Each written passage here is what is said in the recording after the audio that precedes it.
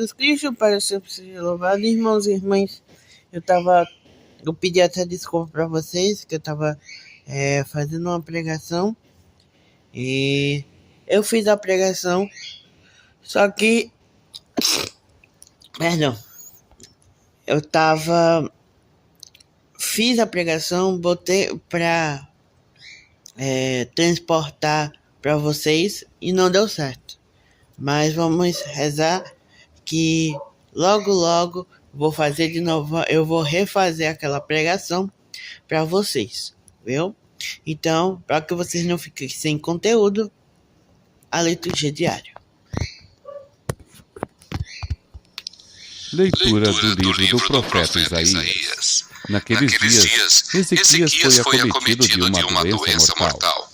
Foi visitá-lo o profeta Isaías, filho de Amós, e disse-lhe: Isto diz o Senhor, arruma as coisas da tua casa, pois vais morrer e não viverás. Então Ezequias virou o rosto contra a parede e orou ao Senhor, dizendo: Peço-te, Senhor, te lembres de que tenho caminhado em tua presença com fidelidade e probidade de coração, e tenho praticado bem aos teus olhos. Ezequias prorrompeu um grande choro. A palavra do Senhor foi dirigida a Isaías. Vai dizer a Ezequias: Isto diz o Senhor, Deus de Davi, teu pai. Ouvi a tua oração, vi as tuas lágrimas. Eis que vou acrescentar à tua vida mais 15 anos. Vou libertar-te das mãos do rei da Síria, junto com essa cidade que ponho sob minha proteção. Então Isaías ordenou que fizessem uma cataplasma de massa de figos e aplicassem sobre a ferida, que ele ficaria bom. Perguntou Ezequias: E qual é o sinal que hei de subir à casa do Senhor? Este é o sinal que terás do Senhor, de que ele cumprirá a promessa que fez. Eis que farei recuar 10 graus a sombra dos graus que já desceu no relógio solar de Acás. De fato, a marca do sol recuará 10 graus dos que ela tinha descido. Palavra do Senhor, graças a Deus. Isaías 38. Vós livrastes minha vida do sepulcro, a fim de eu não deixar de existir. Eu dizia: é necessário que eu me vá no apogeu de minha vida e de meus dias. Para a mansão triste dos mortos descerei, sem viver o que me resta dos meus anos. Vós livrastes minha vida do sepulcro, a fim de eu não deixar de existir. Eu dizia: não verei o Senhor Deus. Sobre a terra dos viventes nunca mais verei um homem neste mundo. Vós livrastes minha vida do sepulcro, a fim de eu não deixar de existir. Minha morada foi a força arrebatada, desarmada como a tenda de um pastor. Qual tecelão eu ia tecendo a minha vida, mas agora foi cortada a sua trama. Vós livrastes minha vida do sepulcro, a fim de eu não deixar de existir. Ó Senhor, meu coração em vós espera, por vós há de viver meu espírito. Curai-me e conservai a minha vida. Vós livrastes minha vida do sepulcro, a fim de eu não deixar de existir.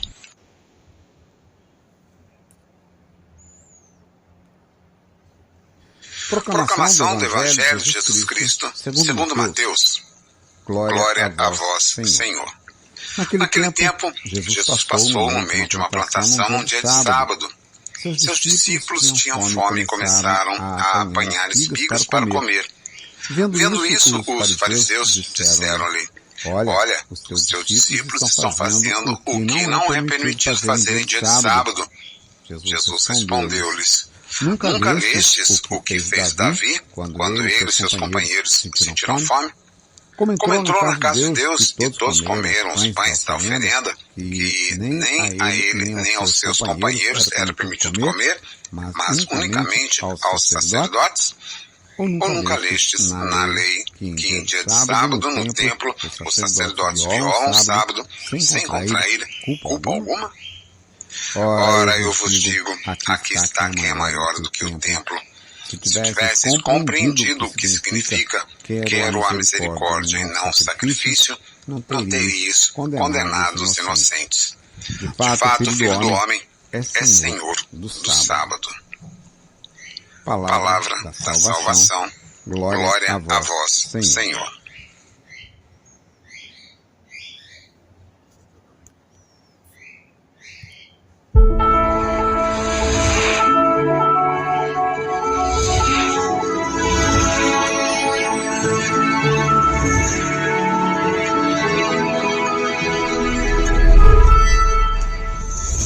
Em nome do Pai, e do Filho e do Espírito Santo. Naquele tempo, Jesus passou no meio de uma plantação no dia de sábado. Seus discípulos tinham fome e começaram a apanhar espigas para comer. Vendo isso, os fariseus disseram: olha, os teus discípulos estão fazendo o que não é permitido fazer em dia de sábado. Meus irmãos e minhas irmãs, Jesus sempre no meio de alguns embates, né? Onde há misericórdia, ali está Deus. Onde há rigor e severidade, talvez ali estejam os ministros de Deus, mas Deus ali não está. Essa é uma frase atribuída a Santo Ambrósio, que serve de base para refletir sobre o Evangelho de hoje, no qual Jesus e seus discípulos aparecem aparentemente violando o dia de sábado. Vale esclarecer que, segundo Deuteronômio capítulo 23, uma pessoa podia sim colher espigas na plantação de alguém, portanto, se fosse para matar a fome. Tanto que não se podia usar a foice, só podia se usar as mãos, para que não configurasse uma colheita no quintal do vizinho, digamos assim, né? Eu fico pensando se fosse um episódio desse tipo no dia de hoje. Uma sexta-feira, né, dia penitencial, quantos cristãos fariseus não estariam criticando duramente Jesus e seus discípulos se por acaso eles estivessem comendo carne na casa de alguém? Acho que mandariam até Jesus se confessar dessa falta gravíssima, segundo alguns afirmam nos tempos de hoje.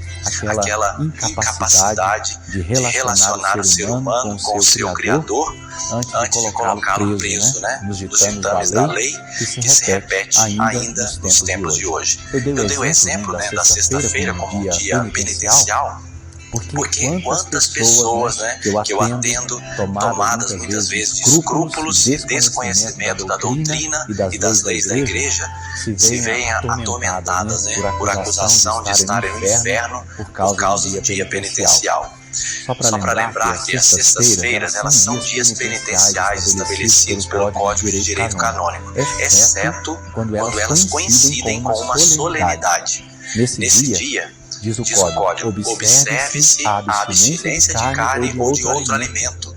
Esse ou que está aqui é o que no Código significa a chamada comutação ou a troca. Essa é uma norma, inclusive, aprovada pela Santa Sé para o nosso povo brasileiro. E tem mais. Nesse dia, os fiéis devem dedicar-se de modo especial à oração, obras de piedade e caridade, renunciem a si mesmos, cumprindo as suas obrigações e observem o jejum e a abstinência. Isso está no Cânon 1249 e seguintes, vale a pena a gente ler. Por isso, nós não vamos reduzir, né, o dia penitencial aos escrúpulos e ignorâncias que nós trazemos em nós. Não sejamos como aqueles fariseus que atacaram Jesus e os discípulos porque eles tinham fome e arrancaram aquelas espigas. A lei do Senhor, ela foi feita para nos dar vida e para que nós aprendamos ainda mais a amar a Deus e amar os nossos irmãos.